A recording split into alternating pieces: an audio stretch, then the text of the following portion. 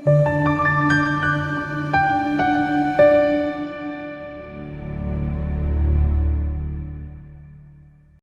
kufanele soqoshiwe lokho kubalekile kumele kwazi ukuthi we value your contribution kwi-channel.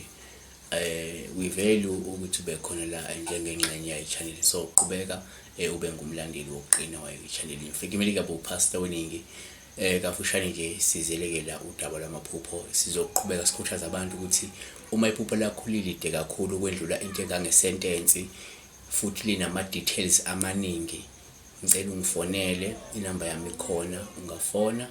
Ukufona-ke kuyafana nje, akukho okuhlukile, akunamigomo nemibandela ebakhona. Just you have to make a call, then I answer you manginesikhathi same time ngaleso sikhathi leso.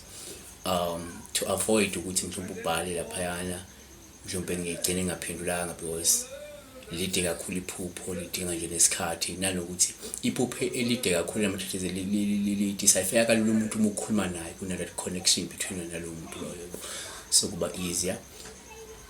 So ngicela wenze njalo. Iphupho esilibheka la likazama Zondo uthi ngibingelele pastor, ngicela ukubuza kusho ukuthini iphupho la ugodola uzeke uqhaqhazele kodwa kungabandi, ngiyabonga. So asazi ukuthi ugodola kanjani kungabandi, yabo.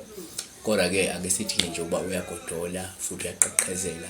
Into yokuqala singayisho ukuthi ingane kwethu uma uphupha ugodola kungasho nje into eziningi ezihlukene, yabo.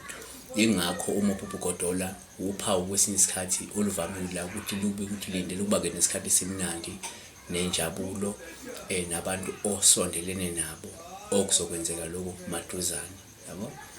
Kanti okwesibili esingakusho ukuthi uma uphupha ugodola kwesinye isikhathi kuyaba uphawu osuke lusho ukuthi kungenzeka wena uzobhekana nobunzima bempilo mhlawumbe ngenxa yokubangwa yidalwa, noma ubhekene nobunzima currently ngenxa yokubangwa yidalwa zakho, yabona. Kodwa futhi uma uphupha ugodola futhi uqhaqhazeliswa amakhaza, lolu phawu usuke seluchaza la, noma-ke esikhathini esiningi uluyayilusho ukuthi-ke empeleni zilungiselele ukubhekana ney'nkinga ney'thiyo, mhlawumbe zilungiselele ukubhekana nobunzima, noma zilungiselele ukubhekana ney'nselelo ey'thile, noma zilungiselele ukubhekana nehlazo nokuthotshiswa esikhathini esizayo, yabona. Kodwa kwesinye isikhathi futhi uma uphupha ugodola futhi uqhaqhazeliswe iwona amakhaza, kuyaba uphawu usuke likwexwayisa ukuthi-ke sekuyisikhathi sokuthi unciphise umkhuba wakho wokuphuza ngokweqile, yabo. Kungenzeka umuntu every weekend ucala ube nephuza Thursday, phuza Friday, Thursday, Saturday, Sunday, uhlala ibhabhalasi.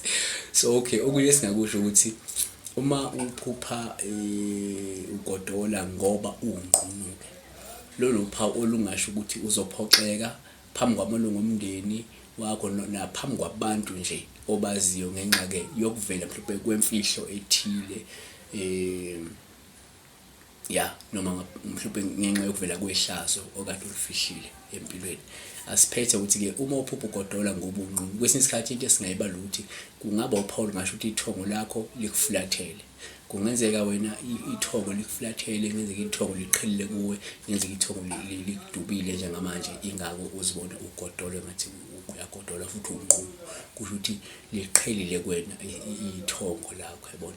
Siyabonga kakhulu uNkulunkulu-ke kulonde kubusise. Ungakhohlwa ku-TV la kusiyoqala kusiyogcina, qhubeka ulandele i-channel sokwanele sibuye. Kodwa uma iphupho lilide kakhulu ngifonele ungibuze via i-call, ungangi-WhatsApp. Don't do that mistake yokungi-WhatsApp. Abantu they always do that mistake, intentionally so, because abanye ngithi mangibathethi bayangi-WhatsApp, abantu ngithi mangisho ukuthi ngangi-WhatsApp badube. So usho ukuthi ngaso ngesikhathi funa umuntu eku-WhatsApp uwamukele lokho, yabona ukuthi ngiyaku-WhatsApp, this is what he or she wants. Uma umthethe ngicela ungangi-WhatsApp, ngicela ungifonele adube umuntu akublock.